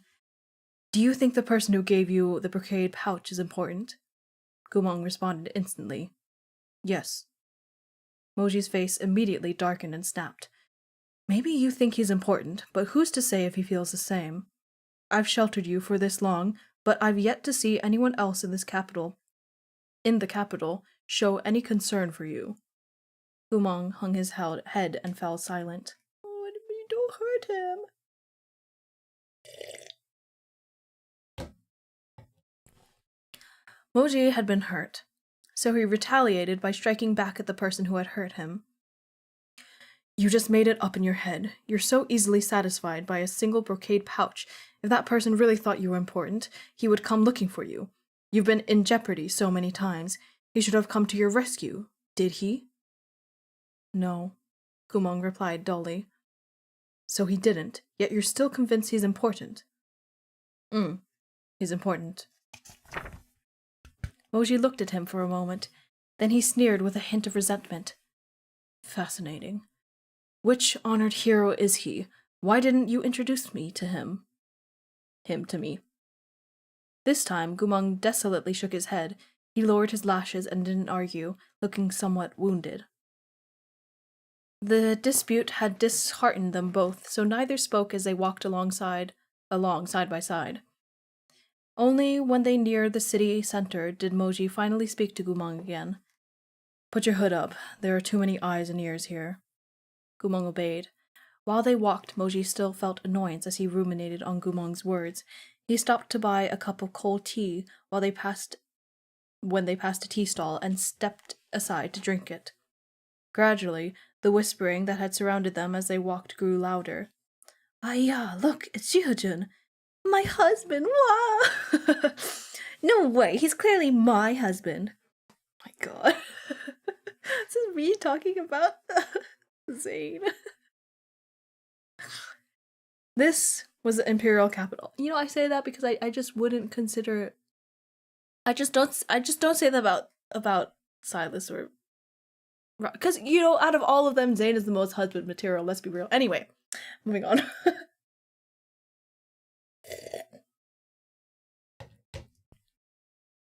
This was the imperial capital.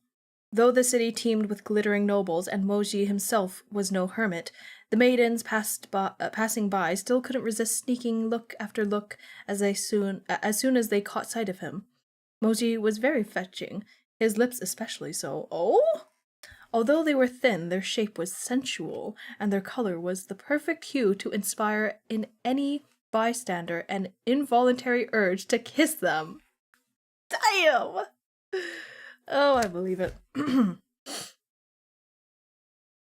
Unfortunately, despite being born with such alluring, kissable lips, he had a gaze as cold and as permafrost, and looked at everyone with an expression of impatience, a perfect picture of asceticism. Asceticism. Yes. Ooh, how long is my fun been doing that. Mommy. There we go. Nevertheless, he couldn't extinguish the maiden's covetous looks. On top of that, a certain idea had begun to spread throughout Chonghua at some point. Everyone said Jihujin seemed so coldly aloof and arrogant, but if you looked at his broad shoulders, slender waist, and long legs, and the ruthless dominance he exuded when his temper exploded, my, you could imagine the kind of all-consuming ecstasy he could fuck someone into. Real words from the page. I didn't make this shit up. Real words from the page. My god. Like page 165 at the top of the page. Look it up. Oh my god.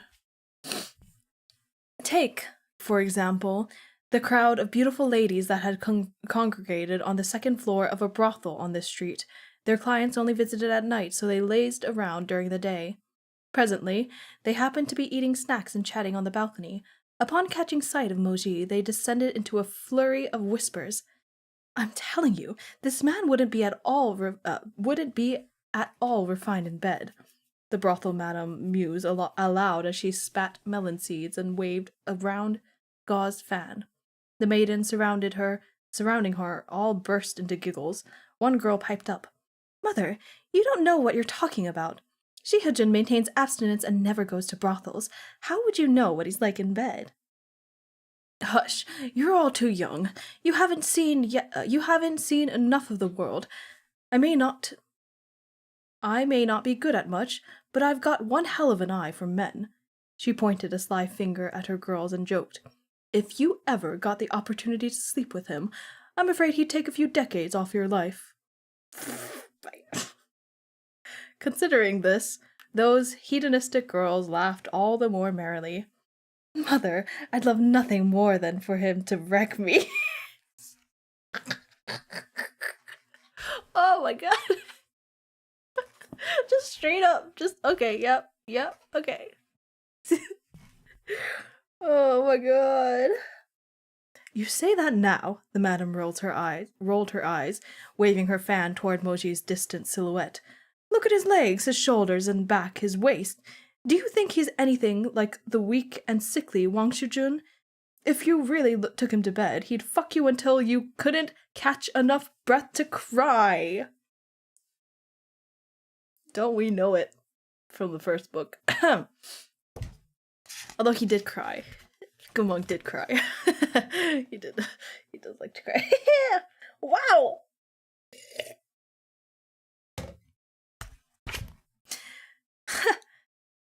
That's still better than weaklings who finish in 2 strokes. Their words grew more obscene as they continued. Their faces were lovely as flowers, and this juxtaposition was, with their coarse language, created an indescribable sense of tragedy. Is that what people think about me? Is that what people think about me? They're like, oh, look at this handsome little man. Look at this guy. He's so cute. And then I open my mouth. And then they say, oh, what a tragedy. What a tragedy. They all knew that good men would not be sleeping in their beds. All the sincere and tender sentiments held in their hearts could only be offered to the old, the ugly, or the callous men who came to call. In the end, those men's wives would hate them, and the daughters of pristine families would disdain them. Even as they laughed, their words slowly faltered. One of the girls watching Moji from afar let out a soft sigh. She said nothing more, and her sisters around her all gradually lapsed into silence. That's fucking sad. That's fucking sad, okay? Among the handsome men of the world, those too open with their affections weren't tempting enough, and those too reserved weren't alluring enough. However, men like Moji, who were clearly possessed of fiery tempers and passions, yet remained honorable and proper, cool and composed, were precisely the type that girls yearned for.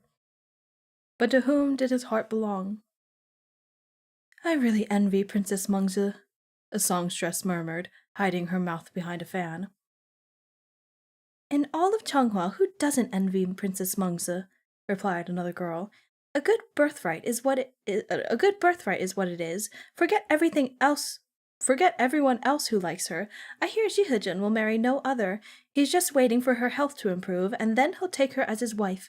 It truly makes me jealous as hell.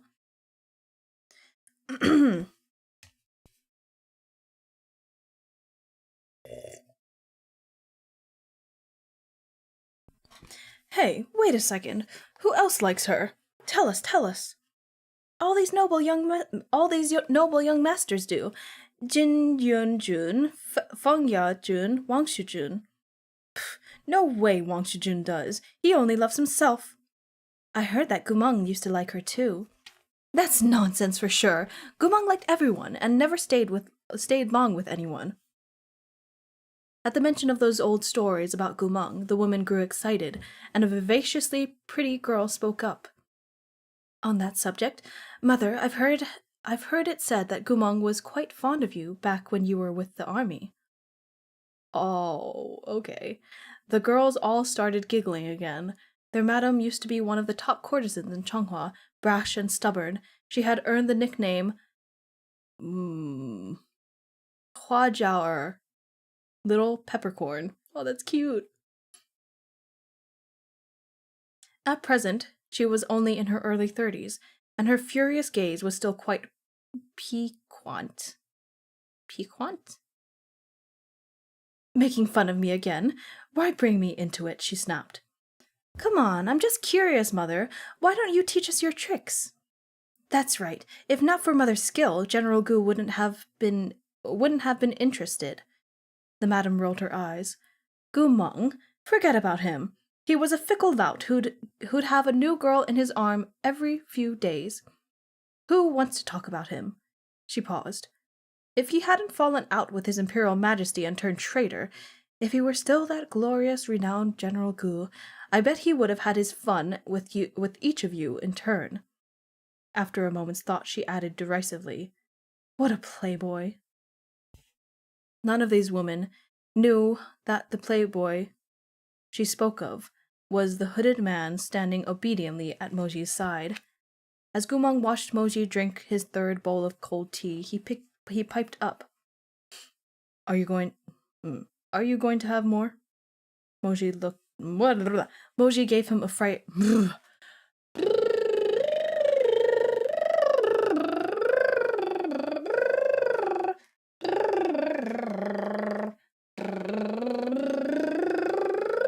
Okay.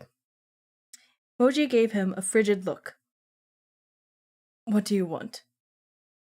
It's night. Dinner time, said Gumeng. Oh. This man had become quite demanding. Moji was still upset. Go ask your honorable pouch giver. Boy! I'm asking you, Gumeng insisted stubbornly. Moji had finally reached his breaking point. He fumed. Do you think I'm your slave, to be called forth and sent back as you please? Unexpectedly, Gumeng pointed to himself. I am the slave. You are the lord.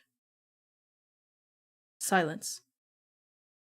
But you aren't my lord, Gumeng continued, some confusion appearing on his face. Zhang Yezhe said the back of the collar had to be carved with your name, but you said it didn't. Why? Moji clenched his jaw. Because I don't want you. Gumeng was dazed for a moment. He looked perplexed as he repeated, You don't want me? No one else wants me either. No one wants Gumeng. So nobody wants Gumeng? Stop! That's right, Moji replied. He didn't understand. He was clearly the one saying hurtful and insulting things to Gumeng, yet the one who felt worse and worse was himself. He returned the teacup to the stall owner. No one wants you. Let's go. Where are we going? Aren't you hungry? Moji grumpily said. I'm taking you out to eat. You little bitch! You little bitch! Oh god, oh god. Okay, I have to stop here because otherwise I will just keep going. God damn. Otherwise I'll just like read like 12 chapters. I can't do that. I can't do that. I can't do that. Should I just read one more chapter? This one, it's short. The next one's short. The next one is short. The next one is so short. Let's read another one. Okay, long stream. Let's go.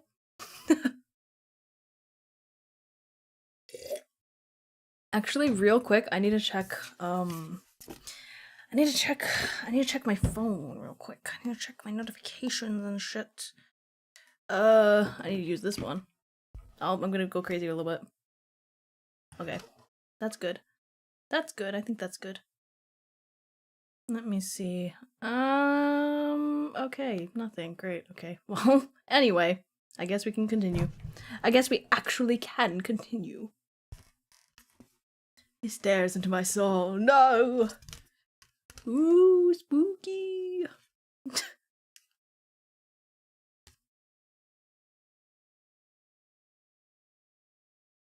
Okay. Oh, I'm sorry. I keep hitting you. I'm sorry, I didn't mean to hit you. I'm sorry. Yo, we're like in the middle of the book. Okay, cool. Chapter 48. The Truth Behind Flirtations. Chunghwa had seen a sudden period of growth over the past few years. All sorts of restaurants, big and small, had popped up in the capital like bamboo shoots sprouting up after the rain. However, the place Moji brought Gumong to was clearly an older establishment. The Soaring Swan. This restaurant had once been one of the finest in Chunghwa's capital. On those days, only aristocrats could afford its shockingly high prices, but in recent years the Soaring Swan's haughty attitude had softened, likely due to competition. This old swan had no choice but to mimic the nearby songbirds that offered good food at cheap prices. The menu was no longer so outlandishly expensive, and ordinary cultivators could afford to dine here.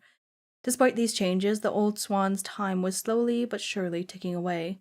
It was the dinner rush right now, yet the premises were desolate, with scant few carriages stopping outside. The truth you want that true! Ain't that the truth? Moji entered the restaurant with Gumong, mindlessly trailing his every step. The owner, an obsequious, I know that word. Do I know what the meaning of it? Probably not really. The owner, an obsequious, portly man with the surname Lu, rushed over at once. Aya, Jihujun, long time no see. Here for dinner? A private room, please. Of course. The old one? Moji paused. What is because I don't think I'm giving it the right voice. What is obsequious? And what does portly mean? Oh my goodness. Obsequious. Obsequious definition. Defined. Obedient or attentive to an excessive or servile degree. Okay. I get it. I get it. I understand now. Proprietor Lu led them both up the second floor and to a private room at the end of the corridor. Its delicate entrance curtain was crafted of tortoiseshell bamboo, and a thick carpet embroidered with celestial bodies covered the floor. Moji still remembered the first time he'd brought Gumong to this room. After following Moji through the door, Gumong had been stunned speechless by the sumptuous trappings of luxury. Of course he brought him there. Of course he did. He spent an age gathering himself, only to ask, face ashen. Just to double check, Dago, are you paying? If not, I couldn't afford it even if you sold me. Shut up.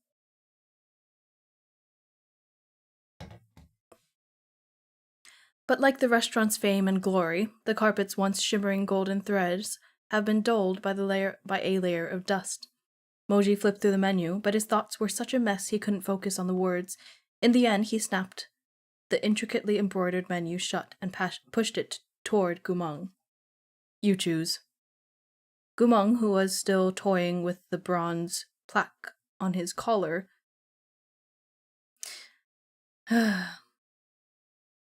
and started. What the hell? Hang on. Gumong was still toying with the bronze plaque on his collar and started at the sound of Moji's voice. I can't read. There are pictures. The scroll has been imbued with spiritual energy so you can see how the dishes look. that's convenient. So Gumong opened the menu, holding it up as he perused it with care.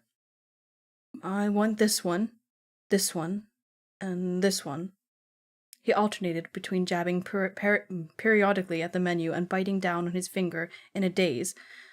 So hungry. Moji was silent. He had turned his face away and was no longer looking at Gumong. When Gumong noticed this, he asked, Are you still mad? No. Gumong thought for a moment, and then said, Don't be mad. You're also important.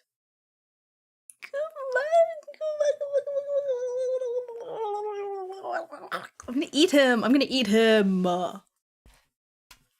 Moji's heart pounded, but his expression was impassive as he replied coldly, Why bother flattering me? I don't have a brocade pouch for you. Gumong smiled. But you gave me a necklace. Silence. If the emotion in Moji's eyes had been jealousy, most of it faded instantly at these words. Darkening into sorrow, he glanced at the pitch-black slave collar on Gumong's neck, and could not find the. I tripped up because there was a period there, and I read it as a comma, but it's a period. It's the next sentence. He glanced at the pitch-black slave collar on Gumong's neck, and could not find the words or energy to reply. In the end, every twist of fate in his life had been tied to Gumong. Without the Gumong of yesteryear, the Moji of the present wouldn't exist. If he cast aside the hatred of two warring nations, what could he hate Gumong for? When his family was tearing itself apart, it was Gumong who held out his hand to him. When he had no reputation to speak of, it was Gumong who kept him company. When he had been at his wits' end, it was Gumong who encouraged him with a smile. He owed him a debt of grace. Don't worry. Everything will be all right. How bad could it be? Even if your uncle screwed you over, you're still a noble. Look at me. I'm a slave and I'm not even worrying, so why are you? If there comes a day when your uncle really leaves you without a place to go, I'll give you half my room to live in and half my food to eat, okay? You still have me. Come on. How much had Gumong done for him? Back when Moji's future had been uncertain, when he was being bullied in the military, Gumong had been the only person who cared about his feelings or whether he'd eaten his fill. Moji was aloof and stubborn, and the aristocratic young masters he lived with all looked down on him. He had lost his father young, and his mother had remarried, despite the scandal it sparked. If she had another child, Moji's circumstances would become even worse. Those other nobles would sometimes toss Moji's rations to the ground. Gumong, who couldn't bear to see this floundering young master bullied, always set aside some of his own food for Moji. But the rations slave cultivators received were quite unappetizing, and though Moji never complained, Gumong could tell that Moji merely endured them. Thus, Gumong came up with a plan. Every few days, he'd beg cash from his buddies, telling them he needed to buy makeup and accessories for a girl. Then he'd quietly buy his shidis a few treats to cheer the poor thing up. At this time, everyone in the troop said Gumong was too fickle, and his buddies heckled him for his unfaithfulness. And yet he's really just giving it all to Moji. 2 days ago, who is speaking? I think this is his buddy speaking.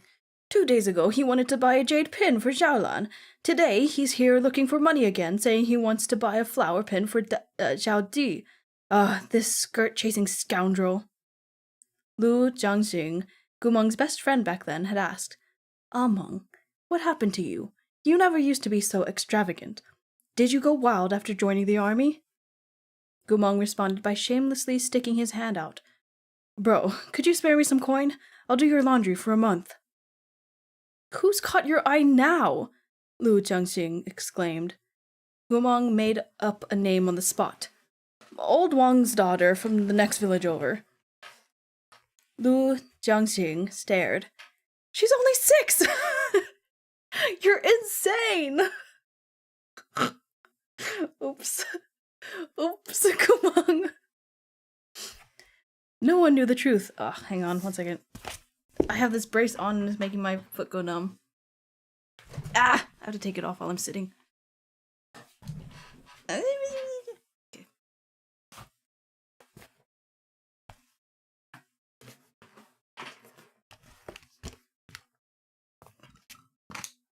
Okay. No one knew the truth.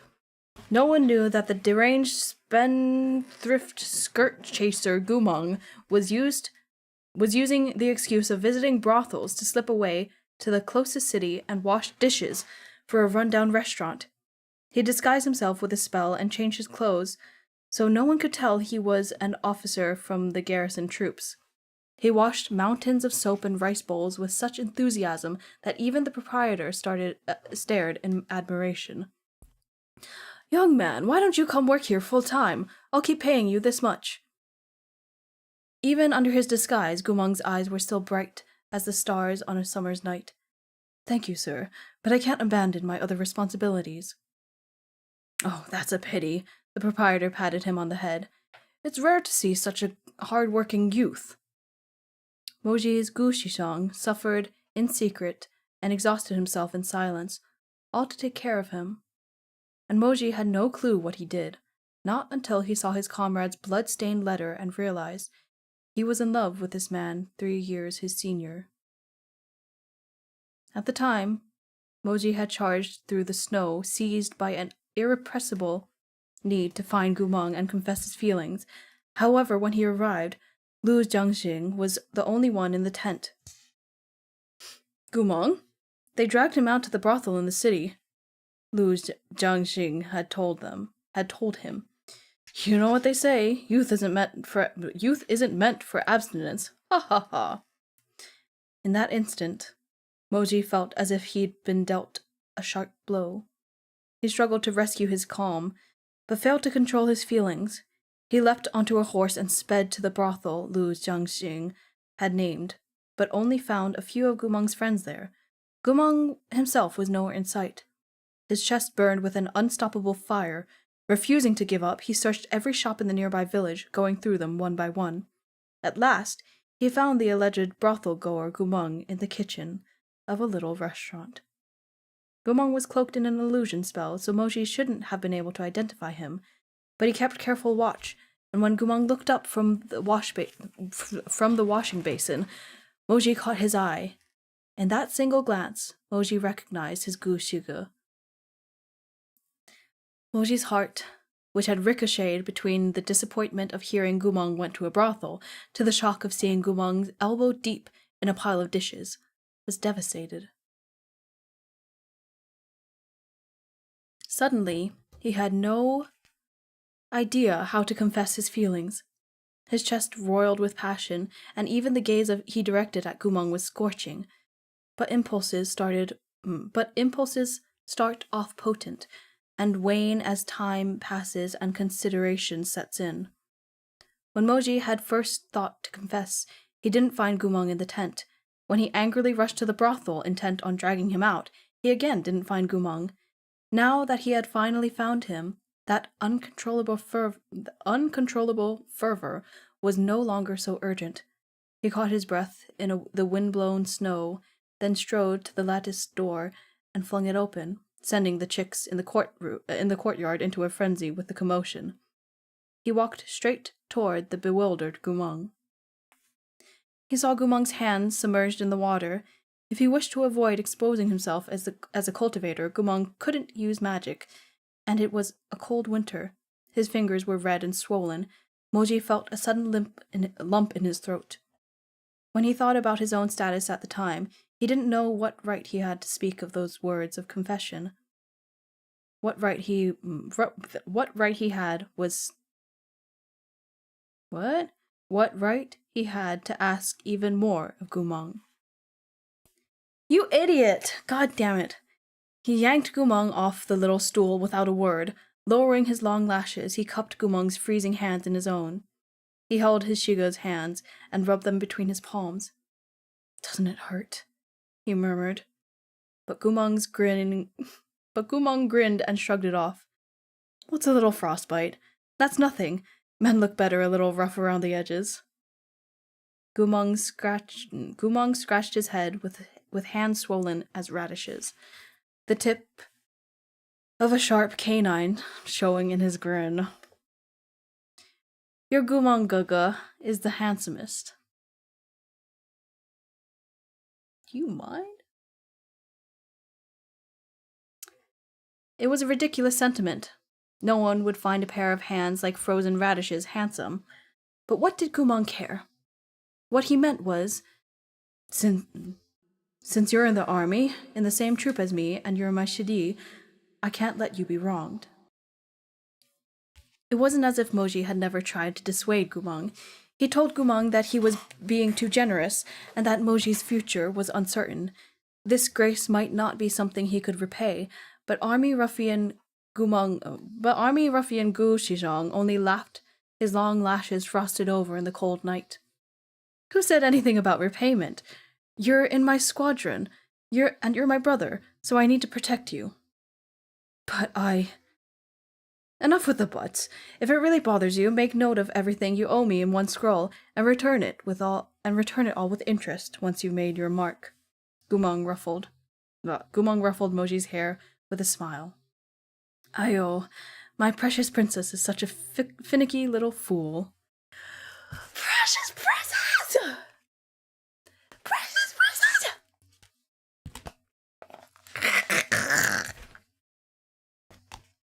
Sorry about the mowing noises, by the way. It is past the time I usually stream, so that happens on Fridays. Anyway. Fuck, finicky little fool. Moji watched that youthful and lively grin widen in the glow of the light. Right then and there, he secretly decided he would repay Gumong with the best of everything he had and more. He would seek out the rarest treasures and the most splendid finery and give them all to him. He wanted to take care of this man for a lifetime. But what happened in the end? Gumong had given Moji salvation, and Moji repaid him with that pitch-black lock around his neck.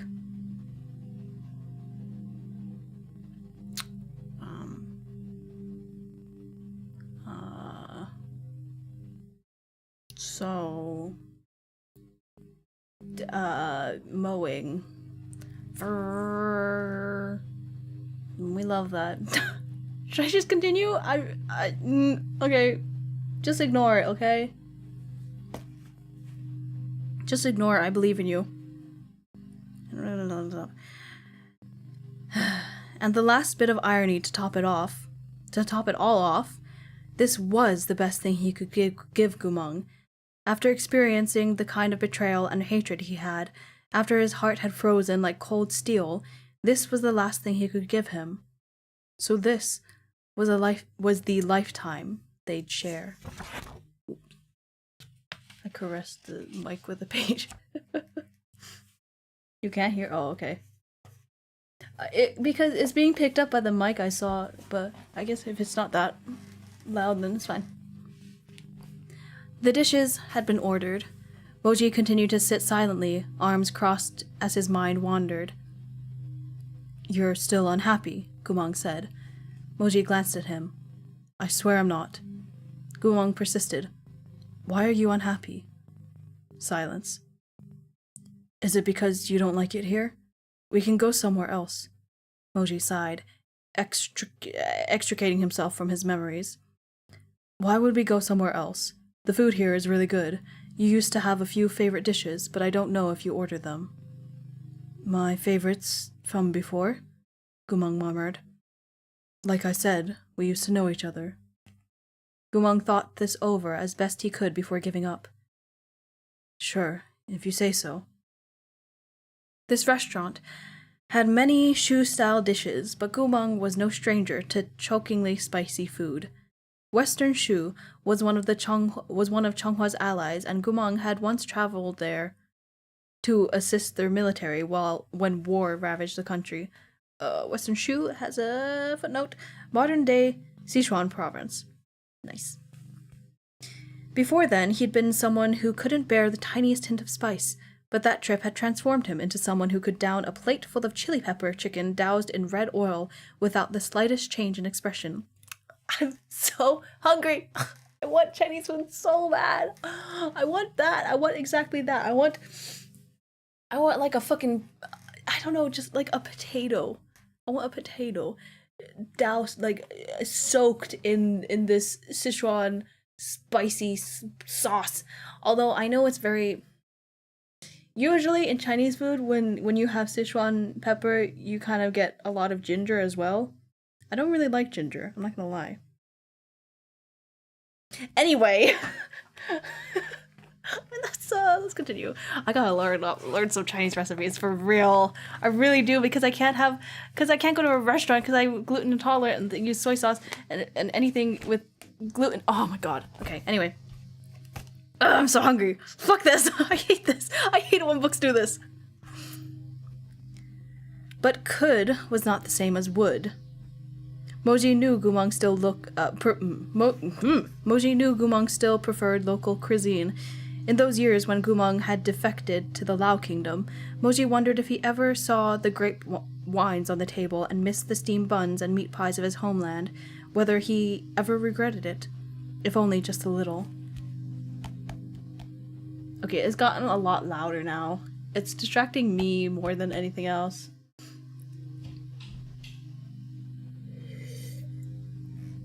We only have a couple pages left, and I don't have much tea left either. We only have 2 pages left. The next chapter name! The next chapter title name!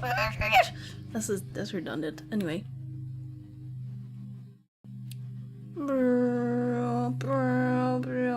What is it? I'm not telling you. I'm not telling you until next week. Okay, no, I'll tell you later. I'll tell you once we finish this chapter. Oh my god. Go away! Go away! I know you're just doing your job, but like, just go to the other side of the lawn, please. It'd be mean for them to do it any other time. Oh my god! I'm sorry. I just looked at the inner artwork of this book for the first time. I'm gonna kill myself. That's fine. Oh, okay. Anyway, okay, they're on the other side. Okay, let's go. Let's go. In contrast with Chonghwa's typically mild fare, everything about this restaurant was intense. The kitchen was in plain sight, separated from the dining area by a cloth curtain. The guests on the lower floor could hear the furious sizzle of oil and the crisp sounds of spatula striking pans. From time to time, gouts of flame would flare up from the woks, causing a crimson glow over the entire kitchen. The waiter brought over a dish in each hand and another balanced on his head. Yushuang, eggplant, cold tossed chicken, a basket of gokui flatbreads. Gentlemen, please enjoy your meal while it's hot. It won't taste as good cold. I want all of that so fucking bad. I don't even know what that is, but it looks so good. I mean, it sounds so good. Okay. Yu Shuang has a footnote. Literally, fish fragrant. Yu Shuang seasoning contains no fish despite its name. It typically includes fermented spicy bean paste, garlic, ginger, soy sauce, black vinegar, salt, sugar, and chili peppers.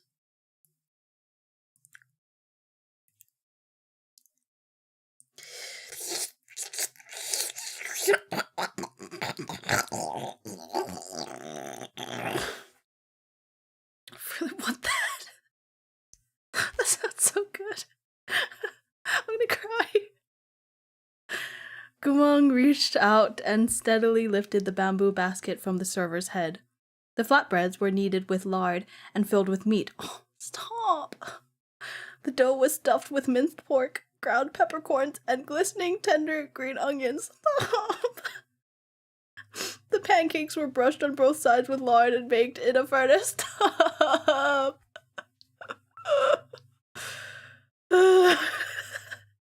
Even from within the basket, they gave off a delicious aroma of char.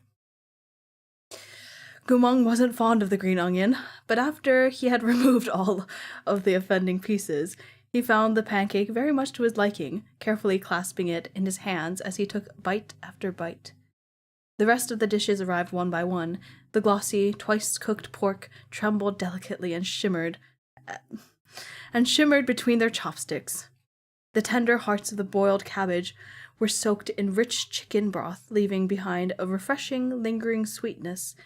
The stir-fried pork kidneys have been scored such that the slices of meat curled charmingly when seared over high heat with garlic shoots. I'm literally salivating. I hate this so bad. I hate this. This is so mean. The scent of the kitchen's smoky blaze still wreathed the dish when it was brought out, the texture both tender and crisp. The flavors of these dishes were simple yet fierce. A single bite was enough to clear one's head. The numbing spice of the peppercorns made the nose and tongue tingle. None of the dishes on the table used costly ingredients, but they were still incredibly delicious. The expense of them was in the exquisite skill of the cooks, which had been the reason for this restaurant's exorbitantly high prices in the past.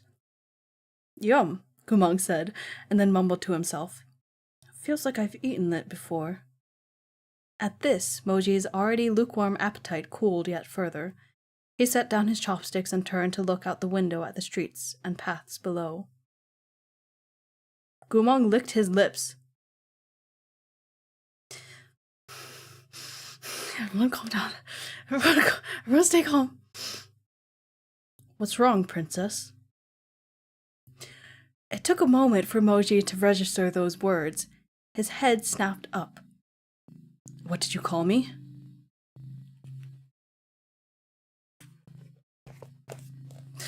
Everyone chill out. Everyone chill out. We're all calm. We're all calm and collected. So calm, so nonchalant. Oh. Oh. Oh. Sorry, that peaked the mic. I'm sorry. I'm freaking out. I'm not nonchalant. I'm very unnonchalant. I'm very chalant. Does that word even apply in this? What does that even mean? Okay. He called him princess. He called him princess because he's a pretty princess.